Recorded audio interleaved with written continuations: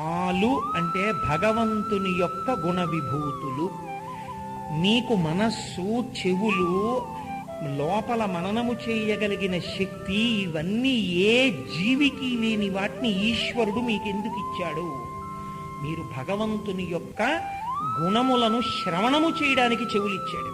అందుకే ఏ నీ గుణంబులు కర్ణేంద్రియములు శోక దేహతాపంబులు తీరిపోవు, ఏ నీ శుభాకారమీక్షింప కన్నుల కకిలార్థ సంపదల్ కలుగుచుండు, ఏ నీ చరణ సేవలే ప్రొద్దు చేసిన భువనోన్నతత్వంబు పొందకలుగు, ఏ నీల సన్నామమే ప్రొద్దు భక్తితో చింతింప బంధ సంతతులు వాయు, అట్టి నీయందు నా చిత్తమనవరతము నచ్చియున్నది నీయాననలేదు, కరుణజూడు ముఖం సారి కలవిదారి శ్రీయుతాకారమాన నీ చిత్తచోరా అంటారు పోతన గారు.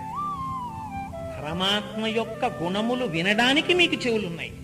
అవి తప్ప మిగిలిన విషయాలన్నీ వింటానంటే భగవంతుని యొక్క గుణములను వినగలిగినటువంటి శక్తి ఇక్కడే ఉన్నా, ఈశ్వరుడు ఇక్కడే ఉన్నా, ఉప్పు, కారం, మిరపకాయ, చింతపండు, చెత్త చెదారం తెచ్చా పాలలో పడేసినట్టు భగవంతుని యొక్క గుణములను విని లోపల దాచుకునేటటువంటి ప్రయత్నం చెయ్యడం, పాలని సమీకరించుకోవడం.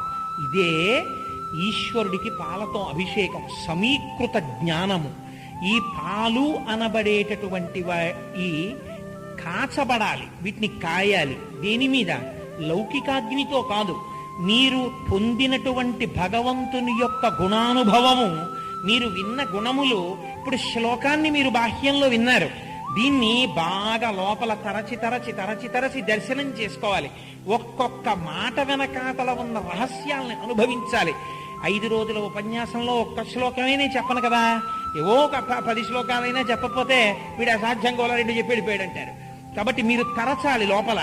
ఇలా తరిచి తరిచి మీరు భగవంతుని గుణములను ఆలోచిస్తుంటే భగవంతుని వైపుకి మొగ్గి లౌకికమైన విషయముల పట్ల మీకు విసుగు ఏర్పడుతుంది. ఛీ, ఎందుకురా అవన్నీ, వాటిలో ఏముందిరా, ఇందులో ఉందిరా ఆనందం అంతా అనిపిస్తుంది.